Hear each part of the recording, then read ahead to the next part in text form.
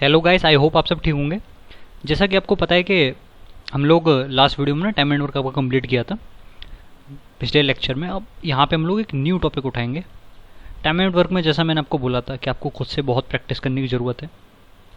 अगर आपको मेरे लास्ट लेक्चर समझ में नहीं आया था तब, बट अगर आपको मेरे कराए हुए एक एक क्वेश्चन समझ में आया तो मैं एक कह सकता हूँ कि आपको टाइम एंड वर्क भी आ गया है पूरा, और आप पेपर में उसे बहुत ही आराम से कर पाएंगे उस टॉपिक को।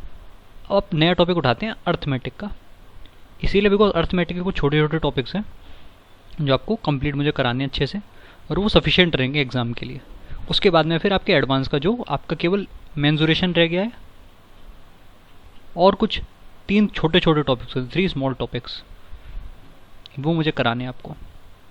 उससे पहले ये पढ़िए, देखिए, do what is easy and your life will B hard. आसान चीज़ करते रहिए, आपकी ज़िंदगी खुद मुश्किल हो जाएगी। आप इस तरह से ले सकते हैं कि अगर आप अभी पढ़ेंगे दिन में 1 घंटा, मज़ा तो आएगा, बहुत आसान होगा। रात को मस्त चद्दर तान के अगर सो जाएंगे तो एक टाइम ऐसा आएगा, 1 साल बाद 2 साल बाद, जब आपको पता चलेगा कि पेपर तो निकला नहीं, सो भी लिए पेल के, तब आप सोचेंगे कि मैंने क्या कर दिया। इसीलिए अगर अभी अपनी हार्ड करेंगे, अगर यहीं आप इसे रिप्लेस कर दें, if you do what is hard then your life will be easy. बस अभी की बात है कि अगर आपने आज की अपनी रातें ख़राब कर ली तो कल का आपका दिन अच्छा होगा, सीधी बात है। टॉपिक स्टार्ट करते हैं बिना टाइम ख़राब करे हुए। देखिए, जैसा कि अगर आप रेगुलरली फॉलो करते होंगे आपको मालूम होगा कौन कौन से टॉपिक बचे हैं। आपका टाइम, स्पीड एंड डिस्टेंस बचा है, फिर आपका मिक्सचर एंड एलिगेशन बचा है, स्पेलिंग भाई बता देना अगर एलिगेशन की गलत लिख दी हो मैंने तो। फिर आपका बचा है एवरेज, बचा है बहुत इंपॉर्टेंट, और आपका बचा है SICI। ये 4 टॉपिक आपके अरिथमेटिक में रह गए हैं, एंड दीज आर ऑल बड़े बड़े टॉपिक्स, मतलब इनमें अच्छा खासा टाइम लगेगा। तो इन सब की मैं सोच रहा हूँ कि इन सब की 2-2 वीडियोस आएंगे अलग अलग। जैसे कि टाइम, स्पीड, डिस्टेंस की मैं आपको 2 वीडियो दूंगा। इसमें पहले मैं आपको जो नॉर्मल क्वेश्चंस रहते हैं, और जो सेकंड वीडियो आपको मैं दूंगा उसमें मैं आपको बताऊंगा जितने भी आपके बोट वाले एंड ट्रेन वाले, बोट एंड ट्रेन, इनके क्वेश्चंस करा दूंगा। तो आपका पूरा टाइम, स्पीड, डिस्टेंस अच्छे से कवर हो जाएगा। इसकी मैं गारंटी ले रहा हूँ इस टॉपिक की। ये आप अगर मेरे से कर लेते हैं तो कहीं जाने की जरूरत नहीं है। टाइम एंड वर्क में मैं मानता हूँ, देखिए टाइम एंड वर्क में क्या दिक्कत थी, कुछ लोग सोच रहे होंगे कि वो मैंने बहुत ही कम बताया है। चीज़ ये कि ये आपको खुद प्रैक्टिस से आएगा। जितने भी मेथड्स मैंने आपको सब बता दिए, आप जब खुद क्वेश्चन सॉल्व करेंगे तो आपको पता चलेगा कि जो मैंने मेथड बताए वो सफिशिएंट है, और उनके अलावा कुछ है भी नहीं। इनफैक्ट जब आप खुद से करेंगे आपको पता चलेगा जितना आपको पता होना चाहिए तो उससे 4 चीज़ें ज़्यादा ही बता दी हैं। देन मिक्सचर एंड एलिगेशन आपका एकदम अच्छे से करवा दूंगा, तो इसमें भी 2 वीडियोस, इन सब में 2-2 वीडियोस आएंगे, मतलब 8 लेक्चर्स और आपका अर्थमेटिक कंप्लीट हो जाएगा। ओवरऑल शायद 20 लेक्चर्स, 15 या 18 लेक्चर्स में मैंने आपका अर्थमेटिक पूरा मतलब समेट दूंगा आपका, और वो कंप्लीट होगा। इन ऑल मैं कह सकता हूँ कि 50 to 55 लेक्चर्स में आपकी मैथमेटिक्स कंप्लीट हो जाएगी मेरी साइड से, जो भी क्रैश कोर्स में चला रहा था। तो भाई ये वाला चैप्टर उठा लेते हैं अभी, टाइम, स्पीड एंड डिस्टेंस, और इसके जितने भी क्वेश्चंस आए हैं, आ सकते हैं, क्या क्या तरीके हमें पेपर में यूज़ करने हैं, सब देख लेते हैं। देखिए, अब कोई अगर मेरे से पूछेगा कि इस टॉपिक का बेसिक कितना है, इस टॉपिक में बेसिक बस इतना है कि आपको ये पता होना चाहिए कि डिस्टेंस जो होता है वो बराबर होता है स्पीड इनटू टाइम के। बस इस टॉपिक का बेसिक इतना है। अब इसमें वेरिएशन कितना आ सकता है वो अनगिनत है, इसमें वेरिएशन कुछ भी कर सकते हैं, और वो वेरिएशन जो होगा वो आपको क्वेश्चन से पता चलेगा। क्वेश्चंस जब आप इस टॉपिक के 30 to 40 क्वेश्चंस कंप्लीट कर लेंगे तब आपको समझ में आ जाएगा, you will get a good hold, तब आपको सब्जेक्ट इस टॉपिक पे आ जाएगी ग्रिप, और वही मेरा मकसद है आपको कराना। ठीक है ना? तो क्वेश्चन से स्टार्ट करते हैं सीधे। उससे पहले मैं आपको ये बता दूं कि अगर आपको स्पीड गिवन है किलोमीटर पर आवर में, तो इन क्वेश्चंस में से बहुत बार होगा कि आपको इसे कन्वर्ट करना पड़ेगा मीटर पर सेकंड में, या इसका उल्टा भी कह सकते हैं। तो अगर यहाँ से यहाँ तक जाने तो मैं कह सकता हूँ कि अगर 1 किलोमीटर पर आवर है, इसको मल्टीप्लाई कर मैं करूँगा 5/18 से, यूनिट कन्वर्जन है पता होगा आपको, तो ये आपका बराबर आ जाता है 1 मीटर पर सेकंड से। मतलब अगर स्पीड मेरे को मीटर पर सेकंड में दी है और मुझे इसमें कन्वर्ट करनी है, तो मैं क्या करूँगा, 18/5 से मल्टीप्लाई कर दूँगा। और अगर किलोमीटर पर आवर में गिवन है तो मैं 5/18 से कर दूँगा। और एक अच्छा तरीका होता है देखने का, थोड़ा कन्फ्यूजन हो रहा हो, कि जैसे जब भी स्पीड आपकी 36 हो, 72 हो, इस तरह की गिवन हो, तो आपको पता है कि आपको इन्हें 5/18 से करना है, तभी 18 का मल्टीपल तभी कटेगा। इस तरह से नीचे 5 का मल्टीपल हो तो आपको पता है कि 18/5 से करना है। इस तरह से भी आप कर सकते हैं। अब सीधे सीधे इसमें पकड़ते हैं क्वेश्चन हम लोग, और जैसे जैसे जो चीज़ बीच में बतानी मुझे ज़रूरी लगेगी मैं आपको बताता जाऊँगा। क्या आएगा इसमें, ये आपका अरिथमेटिक की बहुत सारी एबिलिटीज़ आपकी इसमें चेक होंगी। अरिथमेटिक मेरे हिसाब से कोई अलग अलग चैप्टर्स नहीं है, this is all one, these all chapters are one. In fact इन सबको हमें संग में पढ़ना चाहिए। आपका परसेंटेज हो गया, SICI, प्रॉफिट लॉस आपकी, और बाकी जितने भी एक्सेट्रा टॉपिक्स हैं, these are all a part of arithmetic ability. मेरा मानना तो ये है, और मैं आपको दिखाऊंगा कि किस तरह से ये चीज़ ये चीज़ क्यों सही कह रहा हूँ मैं।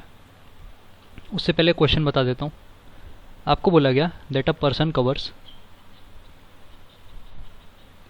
40% of 5/7 part of journey by a car, और आपसे बोल दिया गया कि 133.33% of 3/5 part of remaining journey by a bus, and rest 20 kilometre on foot. अब आपसे पूछ रहा है कि टोटल जर्नी कितनी थी। अच्छा क्वेश्चन है काफ़ी, कहने को आप कह सकते हैं कि टाइम स्पीड का तो क्वेश्चन है, मैं तो कहूँगा कि ये इनफैक्ट आपका रेशियो का क्वेश्चन है। रेशियो में भी सक्सेसिव का है, कुछ लोग कह सकते हैं कि परसेंटेज का है, सबका कहना ठीक है, बस अप्रोच हमें सही अप्रोच आनी चाहिए। आप इसे किसी भी टॉपिक में डालें, कोई दिक्कत नहीं है। देखिए आपको 40% का मतलब क्या होता है, 2/5 ऑफ 5/7 पार्ट, ये कह रहा है मेरे से, मतलब क्या हुआ 2/7। ये चीज़ आपको समझ में आई होगी, मतलब कि सॉरी 2/7 लिखना था, ये 5 से 5 का कट जाएगा, मतलब 2/7 पार्ट जो है वो आपका कार से कवर किया है। ठीक है, तो मतलब कि आपका बचा कितना पार्ट होगा, अगर 7 में से 2 यूनिट उसने कार से कवर कर लिया तो अब बचा आपका 5। मतलब कि मैं कह सकता हूँ कि अगर 2/7 उसने कार से कवर कर लिया तो बचा कितना 5/7। अब बस से कितना कवर कर रहा है, ये रिमेनिंग ही तो है मेरा 133% ऑफ 3/5। 3/5 इंटू 133% क्या होता है 4/3। खुद देखिए ये वैल्यूज कैंसिल हुई, ये आपका कैंसिल हुई, ये आ गया 4/7। तो अब क्या समझ में आया आपको कि 4/7, 2/7 किससे कवर हुआ कार से, बस से कितना हुआ 4/7, तो बचा कितना होगा 1/7। कॉमन सेंस है। ये किससे कवर हुआ है फुट से, मतलब अगर 1/7 की वैल्यू है आपकी 20, तो टोटल जर्नी कितनी रही होगी 7 × 20 140 किलोमीटर। अच्छा क्वेश्चन था, समझ में आया होगा आपको, नहीं आया होगा तो आप फिर से एक बार सॉल्यूशन देखना। नेक्स्ट क्वेश्चन में उठाता हूँ, जल्दी जल्दी उड़ाएंगे क्वेश्चंस को। देखिए इस तरह के लैंग्वेज वाले क्वेश्चंस भी बहुत आते हैं एग्जाम्स में। इनफैक्ट जो मेरी शिफ्ट थी उसमें भी ऐसा क्वेश्चन आया था एक, कि journey start in morning, morning में जर्नी स्टार्ट हो गई। फिर आपसे बोला गया कि 3/7 of journey was covered till 8:30 AM। Next आपसे बोला जा रहा है कि till 1 PM he covered 150% of remaining journey. देखिए कंफ्यूजिंग बनाने के लिए कैसे कैसे परसेंटेज यूज़ कर सकते हैं, मैं आपको सब बता दे रहा हूँ। अब आपसे पूछा रहा है कि स्टार्ट टाइम क्या था, कितने टाइम उसने स्टार्ट करी थी। अब देखिए सिंपल सा क्वेश्चन है, जो बताए लिखते जाइए। 3/7 मतलब अगर 60 टोटल मेरी जर्नी है, if this is total journey TJ, तो मैं कह सकता हूँ कि 3 पार्ट तो कवर हो चुकी है 8:30 तक, बची कितनी होगी 4। अब मेरे से वो क्या कह रहा है, दिस इज रिमेनिंग। क्वेश्चन ने मेरे से बोला that the person covers 150% of remaining, ये रिमेनिंग इसका 150% क्या हो जाएगा, 150% का मतलब इंटू 3/2, ये आ जाएगा आपका 6 यूनिट के उसने कवर कर ली, कब तक, 1 बजे तक, टिल 1 PM। तो आप ये कह सकते हैं कि 8:30 तक कितनी करी थी, 3 यूनिट, उसके बाद 1 बजे तक कितनी कर ली, 6 यूनिट। मतलब मैं कहता हूँ इस टाइम ड्यूरेशन में उसने 3 यूनिट डिस्टेंस कवर किया। अगर उसे 3 यूनिट डिस्टेंस कवर करने में लगते हैं कितने घंटे, यहाँ से यहाँ तक आपके कितने घंटे हो गए, 4.5 घंटे ऑब्वियसली, 4.5 आवर्स। ये समझ में आ रहा है आपको। तो आप ये चीज़ नहीं बता सकते कि स्टार्ट कब हुई होगी, क्योंकि आपको पता है 8:30 बजे तक उसने 3 यूनिट कवर कर लिए, और 3 यूनिट को कवर करने में लग रहा है 4.5 घंटे। मतलब उसने स्टार्ट कब किया होगा, 8:30 माइनस 4.5 आवर्स, मतलब कि 4 बजे आपकी जर्नी स्टार्ट हुई है। ये इस क्वेश्चन का आंसर है। काफ़ी अच्छा लॉजिकल क्वेश्चन था। इसी टाइप के क्वेश्चंस आपको प्रैक्टिस करनी चाहिए टाइम स्पीड डिस्टेंस में मेरे कहने पर, क्योंकि ऐसे क्वेश्चंस आते हैं एग्जाम में। I have personally experience this. बाकी जो बहुत ही ज़्यादा लंबे चौड़े क्वेश्चंस होते हैं उनमें भी आपको ये देखना होता है कि उनमें कुछ ज़्यादा कैलकुलेशन होती नहीं। टाइम स्पीड डिस्टेंस का क्वेश्चन कभी भी डिफिकल्ट नहीं आता CGL में। बस जो ट्रेन के एक्सीडेंट वाले कुछ क्वेश्चन हैं और कुछ बोट वाले हैं जो मुझे आपको अच्छे से समझानी है। इन सब में आपका बस कॉन्फिडेंस के लिए मैं आपको प्रैक्टिस कराता हूँ। जैसे आपको बोला गया कि ये आपको पता होता है कि डिस्टेंस बराबर स्पीड इनटू टाइम, पूरा यही बेसिक है आपका। अब इसमें किसी ने अगर बोल दिया कि स्पीड आपकी इंक्रीज़ कर रही है 20% से एंड टाइम आपका डिक्रीज़ कर रहा है 25% से, तो जो आपकी डिस्टेंस में चेंज कितना आएगा, डिस्टेंस में चेंज कितना आएगा। सक्सेसिव का कॉन्सेप्ट आप समझ चुके होंगे अब तक। तो 20% का इंक्रीज मतलब 5 से 6 हो गया, 25% का डिक्रीज मतलब 4 से आपका 3 हो गया। मतलब कि मैं कह सकता हूँ कि 20 से आपका हो गया 18, तो चेंज कितना आ गया, 2/20 इंटू 100, मतलब कि 10%, 10% का चेंज आ गया।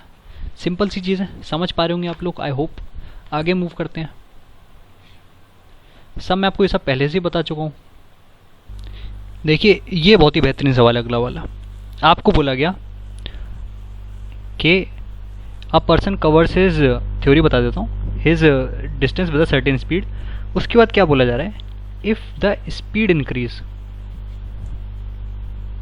Bye same ratio as that the time increase, ये बोला गया। ठीक है ना। फिर वो आपसे कह रहा है ड्यू टू दिस, इस सब बढ़ने की वजह से डिस्टेंस जो था वो आपका इंक्रीज कर गया 125%। It's a big increase. अब आपसे पूछ रहा है find final speed if the increase was 7 km/h। काफ़ी अच्छा क्वेश्चन है। ठीक है ना। जैसे कि आपको पता है सक्सेसिव में मैंने बताया। अब आपको क्या बोला गया कि स्पीड उसी रेशियो में इंक्रीज कर रही है जिसमें कि आपका टाइम इंक्रीज कर रहा है। मान लिया कि वो रेशियो x/y है, तो मेरे कहने का मतलब है कि अगर यहाँ x/y है, ये आपका स्पीड, ये आपका टाइम, तो इन्हें मल्टीप्लाई करेंगे तो आपका क्या आ जाएगा, x² से y²। ठीक है ना। और ये आपका क्या होता है, डिस्टेंस का रेशियो। और डिस्टेंस का रेशियो क्या देखिए मैंने, इंक्रीज कितना है, 125%। 125% का मतलब आपका हो जाता है 5/4। ठीक है ना। मतलब मैं कहना चाहूँ कि अगर पहले 4 थी तो बढ़ के कितनी हो गई, 5। गलत, 5 कहना गलत होगा। इंक्रीज है मतलब 125% और हो गई। इसका मतलब 4 + 5, अब स्पीड होगी 9, 4:9। तो मतलब मैं कह सकता हूँ x/y क्या होगा, 2:3। अगर स्क्वायर यहाँ पे गिवन है इस तरह से, तो ये कितने का इंक्रीज है, 50% का। और आपको क्या बोला जा रहा है कि 1 यूनिट की वैल्यू कितनी गिवन है, 7 km/h। पूछा क्या गया है, फाइनल स्पीड। फाइनल का मतलब 3 की वैल्यू 21। ये आपका आंसर है। अच्छा क्वेश्चन था काफ़ी। यही इसका राइट अप्रोच है इसे करने का। एक और तरीका हो सकता था कि आप 2x + x² / 100 करके यहाँ पे आप पुट करते 125। बट इसमें आपको सोचना पड़ सकता था कि एक्स की क्या वैल्यू लूँ। क्लियर थी बात है, लेना तो 50 ही है, बट हो सकता है कि at the time of exam आपके दिमाग में स्ट्राइक ना कर पाए, इसीलिए वो मेथड ज़्यादा अच्छा है। अगला क्वेश्चन देखते हैं। तो अब मुझे उम्मीद है कि अगर कभी भी इस सक्सेसिव वाला क्वेश्चन इस पे अगर बेस्ड आया तो ये आपका गलत नहीं होगा, ये आप पेपर में सही करके आएंगे। इतना अगर आपने देख लिया तो अब हम लोग आगे वाले टाइप में मूव करते हैं और किस किस टाइप के क्वेश्चन पेपर में आते हैं। देखिए, आपको ये क्वेश्चन गिवन है, आपसे बोला गया दैट एक एथलीट है जो सर्कल के अराउंड दौड़ रहा है and he completes the first round of track in how much time 21 3/5 minutes. अब आपको बोला गया स्पीड इंक्रीजेस बाई 20%, स्पीड में 20% का इंक्रीज हो गया एट ईच राउंड, मतलब जैसे ही एक राउंड खत्म होता है स्पीड 20% बढ़ जाती है। अब वो आपसे पूछ रहा है eight which round will the time become, time मतलब वो टाइम जिसमें वो इसे कंप्लीट कर रहा है गोल चक्कर को, बिकम 10 5/12 मिनट। बहुत अच्छा सवाल है। देखिए, क्या बोला गया कि हर एक राउंड में आपका स्पीड क्या हो रही है, 5 से 6 हो जा रही है। 20% का मतलब यही होता है। तो मैं ये कह सकता हूँ कि टाइम मेरा क्या हो रहा है, मतलब पहले अगर मुझे 6 यूनिट लग रहा था तो अगले राउंड में मुझे 5 यूनिट लगेगा। टाइम मतलब 6 से हो गया 5, ठीक है ना। तो मैं ये कह सकता हूँ कि जो नया टाइम होगा वो 5/6 टाइम्स होगा पुराने वाले के, इतना कम होगा 5/6 टाइम्स, ठीक है ना। और ये टाइम मुझे देखना है, इसकी वैल्यू अगर मैं सेकंड्स में लिख पाऊँ और इसकी वैल्यू मैं सेकंड्स में लिख दूँ और यहाँ पे अगर मैं पावर लगा दूँ n, तो मेरा क्वेश्चन अपने आप सॉल्व हो जाएगा। इसे सेकंड्स में कन्वर्ट करते हैं। इसे अगर आप सेकंड में कन्वर्ट करेंगे तो आपके पास आ जाएगा, ये आपका यहाँ पे आएगा क्योंकि ये ओरिजिनल था 1296, ये आप कैलकुलेट कर लेना, इतना ही आएगा। सिमिलरली आप इसे कन्वर्ट करेंगे सेकंड्स में तो आपका आएगा 625, ये इसके बराबर आ गया। तो मतलब 5/6 की वैल्यू n बराबर, इसे आप इधर ले जाएंगे 625/1296, तो आपकी n की वैल्यू आ जाएगी यहाँ से। ये क्या होता है आपका, ये आपकी हो गई 5 की पावर 4, क्योंकि 5 क्यूब होता है आपका 125, 125 को 5 से करेंगे तभी आएगा। सिमिलरली ये आपकी हो गई 6 की पावर 4, मतलब n की वैल्यू आ गई आपकी यहाँ से 4। तो आपका आंसर क्या होना चाहिए, आपको क्या लगता है, eight which round will the time become this much. क्या आपका आंसर 4 होगा चौथे राउंड के एंड में? नहीं, आपका आंसर होना चाहिए, आंसर मस्ट बी 5। बिकॉज क्यों होना चाहिए 5? क्योंकि पहले राउंड में तो स्पीड उतनी थी, इंक्रीज तो सेकंड राउंड में हुआ। जब सेकंड राउंड था तब इंक्रीज आपकी 5 से 6 हुआ। इसीलिए अगर चौथी बार इंक्रीज करने पे इतना आ रहा है तो वो चौथा इंक्रीज आपके 5th राउंड में आया होगा। इसलिए आंसर आप जो मारेंगे पेपर में वो 5 होगा। ये चीज़ आप गलती मत करना एग्जाम में। बस आगे बढ़ते हैं। कलर मैं चेंज कर लेता हूँ, इस ब्लू कलर से राइटिंग अच्छी नहीं आ रही है, वाइट कर लेते हैं, एकदम प्योर वाइट। देखिए, दो चीज़ और बतानी थी मुझे थ्योरी में, पहले मैंने आपको नहीं बताई थी, सही टाइम का वेट किया था। एक आपकी होती है एवरेज स्पीड, वो कैसे निकालते हैं, और एक आपको होता है एक LCM मेथड, ये भी पता होना चाहिए। ये दोनों चीज़ें आपको बता दूँ। होता क्या है ना कि आपको ये बोल दिया जाता है कि इतना डिस्टेंस कवर किया V1 स्पीड से, D2 डिस्टेंस कवर किया V2 स्पीड से। आपसे पूछ लिया जाता है कि एवरेज स्पीड क्या है। ये क्वेश्चन होता है हमेशा। बहुत बार इस क्वेश्चन ने आके हद कर दिया पेपर में, हर बार रिपीट होता है। अब इसमें एवरेज स्पीड का एक फॉर्मूला है और वही एक फॉर्मूला आपको याद रखना है, कोई उसकी शॉर्ट फॉर्म याद नहीं रखनी है। कि एवरेज स्पीड क्या है, टोटल डिस्टेंस, मतलब D1 प्लस D2 प्लस जो भी हो D3 तक, D4 तक मान लेते हैं, plus D3 plus D4। Upon में क्या आएगा, क्या लगता है आपको? अपॉन में टाइम ही आना चाहिए, डिस्टेंस अपॉन टाइम, वही तो स्पीड होती है। और टाइम क्या होता है, डिस्टेंस अपॉन ये आ जाएगा D1/V1 प्लस D2/V2, जहाँ तक भी हो D4/V4। ये आप सॉल्व कर लीजिए, आपकी एवरेज स्पीड आ जाएगी, कोई इसमें तकलीफ वाली बात नहीं है। और एक चीज़ होती है एवरेज स्पीड में जो आपको पता होनी चाहिए, वो होता है आपका ये LCM वाला method.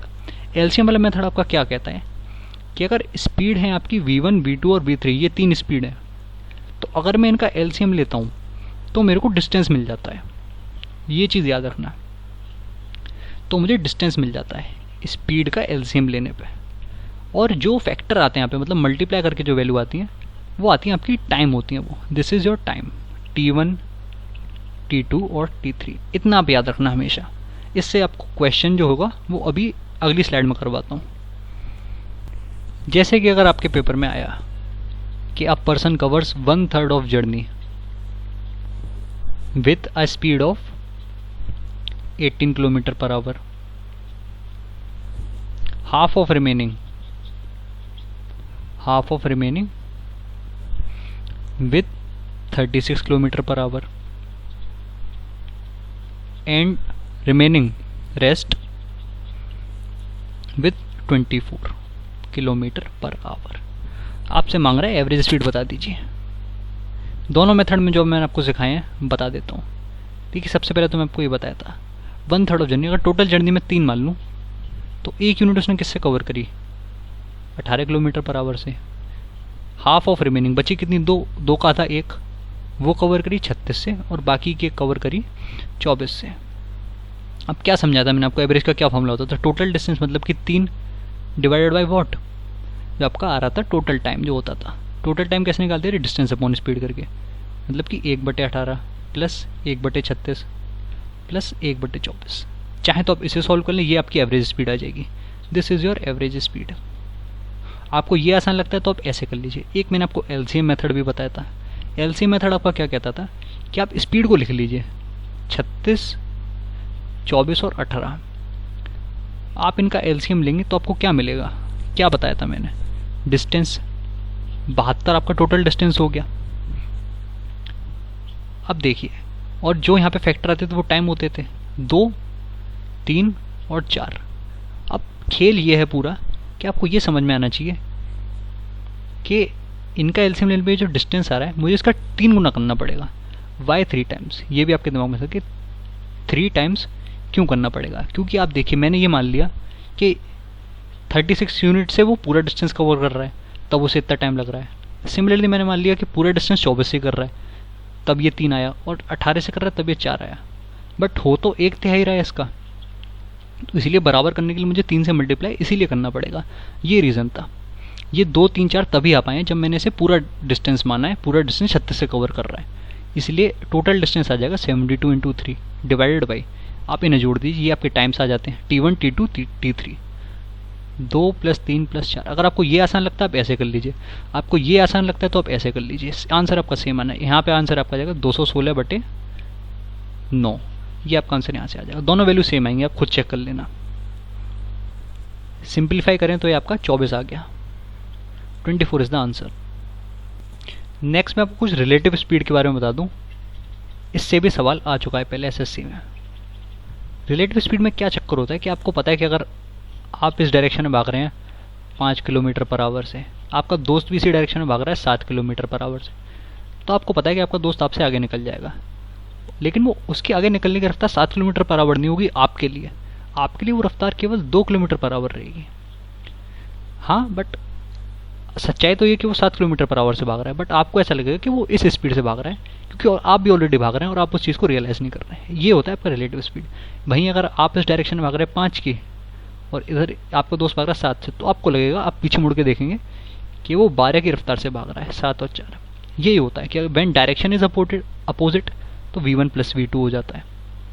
When direction is same तो v1 - v2। इतना आपको याद रखना है। ये आपका स्पीड चेंज होती है, आपका जो डिस्टेंस होता है ना और टाइम होता है रिलेटिव स्पीड वाले क्वेश्चन में, वो आपका सेम रहता है। बस आपको स्पीड चेंज करना है, बाकी क्वेश्चंस में कुछ और कोई चेंज नहीं है। इसका भी सवाल अगर बनेगा तो मैं आपको बता दूंगा। जैसे कि एक क्वेश्चन प्रैक्टिस के लिए हम लोग ऐसे ही ले लेते हैं। आपको किसी ने बोल दिया कि एक पर्सन ए है और एक पर्सन बी है, इनके बीच का डिस्टेंस है आपका 180 किलोमीटर।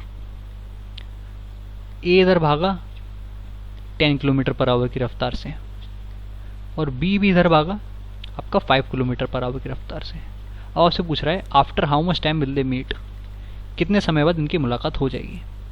अब देखिए डायरेक्शन सेम है तो आपकी स्पीड में क्या चेंज आएगा, स्पीड आपकी कितनी हो जाएगी, इनका अंतर 10 - 5, मतलब कि 5 आपकी स्पीड हो गई। टाइम कैसे हो, टाइम क्या होता है, डिस्टेंस अपॉन स्पीड, 180/5, मतलब कि आपका 36 आवर्स, 36 आवर्स बाद दिस गाइज विल मीट। वहीं पे अगर कोई मेरे से कह रहा होता कि ए इधर भाग रहा है 10 की रफ्तार से और बी भी इधर भाग रहा है 5 की रफ्तार से और इनके बीच का डिस्टेंस वही है 180, तब स्पीड आपकी 10 + 5 हो जाती 15, और टाइम कितना हो जाता, टाइम किस टाइम बाद मीट करेंगे, 180/15, मतलब कि 12 घंटे, मतलब कि कितना अंतर आ रहा है आप देख रहे हैं। पहले जहाँ 36 घंटे लग रहे थे वहीं पे 12 घंटे लग रहे हैं। ये चीज़ मुझे आपको बतानी थी। आगे मूव करते हैं। अब देखिए एक थ्योरी पॉइंट जो मुझसे मिस हो गया था वो आपको बता देता हूँ। जैसे कि एक्स पॉइंट है, एक आपका वाई पॉइंट है। यहाँ से 2 ट्रेनें चली आपकी, trains A and trains B. ये यहाँ पे मीट करी, दिस इज़ देयर मीट। यहाँ पे बी आपकी मीट करने के बाद ए तक पहुँची और ए आपकी यहाँ से मीट करने के बाद यहाँ बी तक पहुँची। इस तरह से बना देता हूँ। अब बी को पहुँचने में लगा, ए को सपोज पहुँचने में लगा आपका t1 टाइम और बी को पहुँचने में लगा t2 टाइम। ए की स्पीड थी v1, यहाँ मीट करने के बाद का टाइम दिया गया है, और बी की आपकी जो कांस्टेंट स्पीड थी वो थी v2। अब एक रिलेशन होता है बहुत अच्छा सा। रिलेशन क्या होता है कि जो इनकी स्पीड का रेशियो होता है, मतलब कि v1/v2 वो बराबर होता है t2/t1 के। कब, जब मैं इधर स्क्वायर कर दूँ, मतलब कि v1² बराबर t2/t1। ये रिलेशन, ये पॉइंट आप याद रखिए। इसका भी क्वेश्चन कल को आ सकता है, आया भी है बहुत बार। इसमें आप घबराना नहीं कभी, इतना आप याद रख लेना पेपर में उल्टा करके, जैसे v1/v2² बराबर t2/t1, ये याद रखना है, ठीक है। दोबारा लिख दिया मैंने। अब देखिए और क्वेश्चन देखते हैं एक। देखिए अगला क्वेश्चन बहुत अच्छा है, काफ़ी कॉन्सेप्ट आपके क्लियर होंगे इससे। एक ट्रेन रन कर रही है 45 km/h से। It is running opposite to a small train. कितनी स्मॉल, उसकी लेंथ की आधी। और इस ट्रेन की स्पीड कितनी है, स्मॉल ट्रेन की 27 km/h, ठीक है ना। और अब आपसे पूछा गया है कि यही train, this big train crosses a platform in 36 seconds. तब आपको बताना है कि लेंथ ऑफ प्लेटफॉर्म कितनी होगी। Please pardon me for my bad handwriting, please bear with it. अब देखिए आपको, अगर आप ये मान लें कि बड़ी ट्रेन की लंबाई थी 2L, तो इसकी लंबाई हो जाती L, मतलब कि 2L + L, ये जो डिस्टेंस है, अपोजिट ट्रेन जो भाग रही है, ये टोटल डिस्टेंस हो गया इनका। और ये कितने में कवर हो रहा है, कोई बता सकता है? टोटल स्पीड कितनी हो जाएगी, रिलेटिव स्पीड अभी आपको पढ़ाई है, 45 + 27, मतलब कि 72। अब देखिए खेल ये है कि आपको इसे कन्वर्ट करना है किस में, मीटर/सेकंड में, इंटू 5/12, क्योंकि यहाँ पे आपको गिवन है कि 36 सेकंड्स में क्रॉस कर रही है, इसीलिए तो मुझे आपको इन्हें km/h को मीटर/सेकंड बनाना पड़ेगा। ये तो आपको होगी speed, speed into time. Time आपको कितना गिवन है, टाइम आप मान लीजिए यहाँ पर गिवन है 12 सेकंड्स, मतलब 12 सेकंड में दोनों ट्रेनों अब आपस में एक दूसरे को क्रॉस कर दिया, तो ये कैंसिल होकर आपका 4 बचेगा। तो मतलब 3L का मतलब क्या आ गया, 20 × 12, 240। तो आप ये कह सकते हैं कि L का मतलब हो गया 80, मतलब एक ट्रेन की लंबाई थी 160 मीटर और एक ट्रेन की लंबाई थी आपकी 80 मीटर। इसी ट्रेन से हमें मतलब है जो 160 मीटर वाली है, ठीक है। अब दूसरा केस पढ़ते हैं। दूसरे में आपको क्या बताया कि this train crosses a platform, platform को क्रॉस कर रही है। मान लिया कि प्लेटफॉर्म की लेंथ है x, तो टोटल लेंथ कितनी हो जाएगी, 160 + x। ट्रेन की लेंथ भी तो जोड़ूंगा भाई मैं उसमें। अब ये देखते हैं ये डिस्टेंस किसके बराबर है, स्पीड कितनी रही होगी 45, इसमें तो कोई चेंज नहीं आएगा, मतलब कि 45 × टाइम कितना है 36। अब इस 45 को कन्वर्ट भी करना है किस में, मीटर/सेकंड, मतलब 5/18। ये आपका कट के 2 रह जाएगा। ये आपका कितना आ गया 450। 160 प्लस एक्स का मतलब 450, तो एक्स आपका किसके बराबर आ गया, 290 मीटर इज द आंसर। अच्छा क्वेश्चन है, काफ़ी लेंथी है थोड़ा, बट ये इसका सॉल्यूशन है। देखिए एक तरह का क्वेश्चन और रह गया, वो मैं आपको समझा देता हूँ। ये भी प्री के एग्ज़ाम में आपका बहुत बार आता है। देखिए स्पीड ऑफ अ बस, एक बस की नॉर्मल स्पीड है 54 किलोमीटर पर आवर, बट क्या होता है कि बस कभी भी शहर से निकलती है तो रुक रुक के निकलती है, but due to the stoppages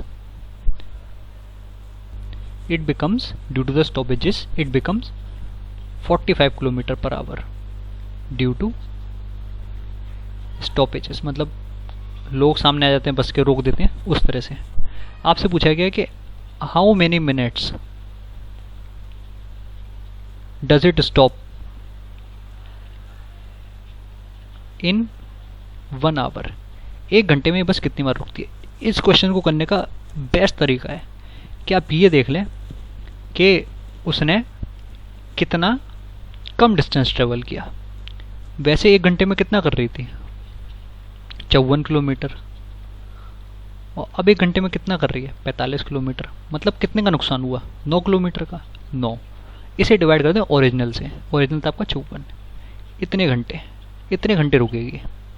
इसका मतलब क्या होता है, 1/6 आवर, 1/6 आवर का मतलब कितना होता है, 10 मिनट। ये आपका आंसर आ जाएगा। आगे बढ़ते हैं।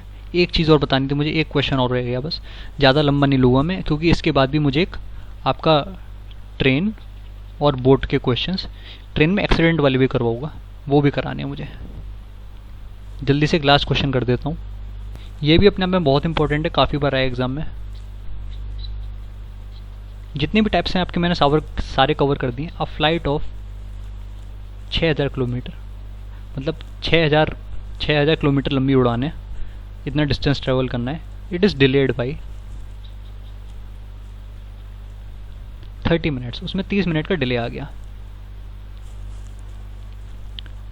इफ डिले क्यों आया, because its speed was reduced by how much, 400 kilometre per our. तो मुझसे पूछा जा रहा है कि ओरिजिनल फ्लाइट टाइम कितना था, पहले कितना टाइम लग रहा था पूरी डिस्टेंस कवर करने में। तो देखिए इनको करने का बेस्ट तरीका होता है चेन वाला। एक आप चेन बना लीजिए।